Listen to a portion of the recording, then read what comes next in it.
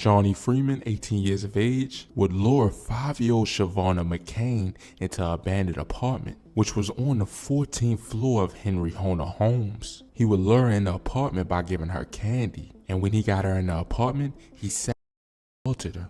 And after this guy was done, he pushed her out the 14th floor window. Those boys lured Pedro into an abandoned building, where Xavier says those boys beat the 14-year-old boy to death. What up, Mula gang? It's your boy Mula, aka Mr. Mula.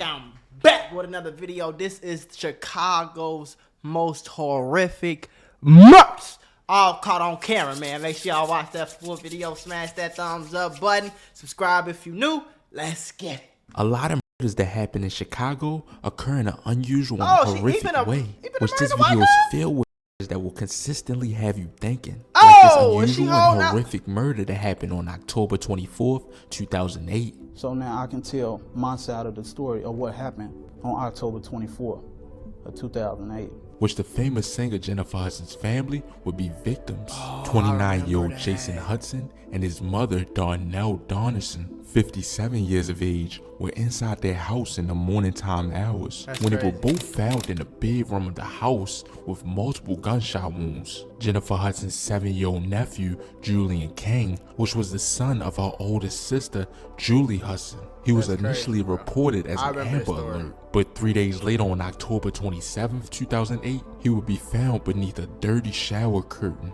resting lifeless on the rear seat of an abandoned SUV that was stolen, which he was found on the west side of Chicago, the opposite side of town on their Englewood home. He was shot twice in the back of the head. The man that was responsible for these murders was William Bradford, which was the husband of Jennifer Hudson's sister, Julia Hudson. He was mad because she wanted a divorce and she began seeing another man. I didn't know about that. Pause. Listen, I have a mentorship called the Mula membership where I'm going to teach you how to get rich with business, YouTube, crypto, stocks, financial literacy, credit, every single way. Now, I became a millionaire by the time I was 23 years old. I'm going to teach you step by step for only $50. Click the first link in the description right now and get added to my group chat where I'm going to give you one-on-one help to make sure you get rich in 2024. Click it right now. Stop tweaking because we got very limited spots and I don't want you to miss this bag. Oh, like, you know, just growing up in Chicago, when you were a kid, like I was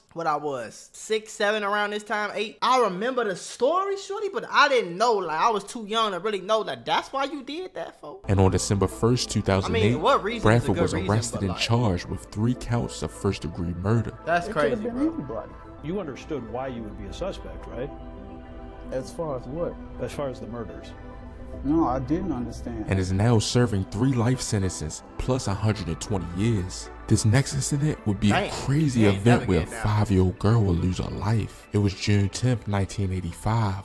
On a cool Chicago day in the Henry Horner Homes, which was a low-income housing area on the west side of Chicago. Johnny Freeman, 18 years of age, would lure 5-year-old Shavonna McCain into an abandoned apartment, which was on the 14th floor of Henry Horner Homes. He would lure her in the apartment by giving her candy, and when he got her in the apartment, he assaulted her. And after this guy was done, he pushed her out the 14th floor window. Bro, hell no, bro. What the fuck are we watching, bro? And I'm not going, this what I be saying about a lot of like Chicago. Yes, the new Chicago is crazy, bro. But go read about the Chicago in the 80s and the 90s, boy. Niggas was getting sniped out of project buildings, all type of, I'm talking about real sniper, quick scoping across the map. Like, I'm telling you, gang, it was going down. It's always like Chicago just, I don't know, folks. This was a real tragic and unusual death. That's actually crazy, bro. After he committed the murder, he confessed to the police after they told him that they would drop him off to a gang that would beat him for the horrific acts that he committed. Johnny Freeman was sentenced to over 45 years in prison for the murder of Shavonna McCain and is still doing time to this day. This guy will probably never see the day of light again. Bro. This next situation would be another crazy murder because a guy would be involved in a murder at only the age of 14. It was October 29th, 1989. Xavier Bay was 13 years of age where he turned 14 years of age at this time. And then he would see a suspected member of a rival gang named Pedro Martinez, which he was approaching him and his group. and he was 14 years of age at the time too. As he was expected to do, Xavier called out for his friends. His friends then came out the house into the street. While assuring Pedro that he had nothing to fear, those boys lured Pedro into an abandoned building, where Xavier says those boys beat the 14-year-old boy to death. Within days, police arrested Xavier and 3 other boys that was charged with murder. At this point, Xavier had 19 arrests and 7 convictions, ranging from robberies to assaults and batteries. But this is where the story turns around for a pretty good ending, because while in prison, Xavier earned his bachelor's degree in social science. He was also released at the age of 26 after serving 13 years as a model inmate. He also became a youth mentor to those like himself. This next murder, 2 parents would leave their 2-year-old daughter with somebody that was terribly dangerous that ended bad. The date was April 14th, 2012. The mother had allegedly dropped off Amani at DeVell M. Johnson's house, 23 years of age, who was also her boyfriend at the time. She was going to work around this time at around 7 a.m.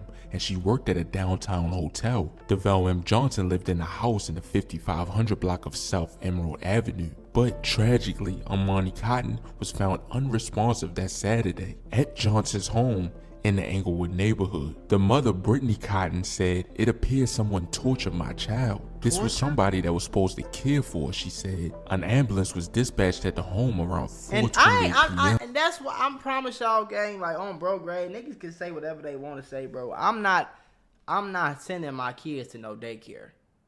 Like I'm too paranoid. I don't want no strangers around my kid, my vulnerable kid.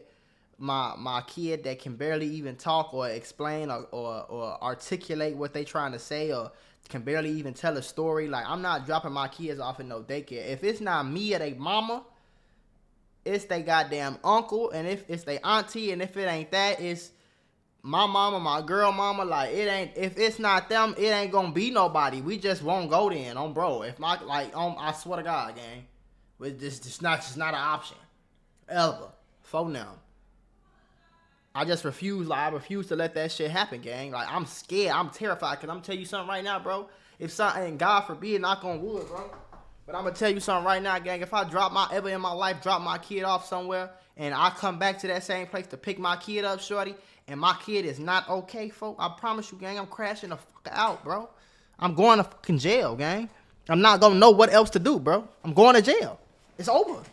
And sadly, the girl was declared dead around 4:42 p.m. right at the St. Bernard Hospital. Somebody better tell me something. Johnson was charged for the murder of Amani Cotton and is still arrested to this day. As you can see in this picture stands the mother and the father of Amani Cotton. This next incident, a crazy mystery with a family of 4 and 3 dogs would happen, which this will all happen pretty recently. It would be September 17th, 2023, in the late night hours around 8:43. Now, Romeoville is a very suburban, white, you know what I'm saying? Like, that's the real suburbs of Chicago. Like, when you get to Romeoville, if it is some murders, it's like the weird white kid that's like weird on some Jeffrey Dahmer type. You know, it ain't no gangster shit going on. The police were called to conduct a well-being check at a home in the 500 block of Concord Avenue. This was after a family member didn't show up for work or respond to calls from relatives throughout the day. When the officers arrived, they found all 4 family members dead. Plus,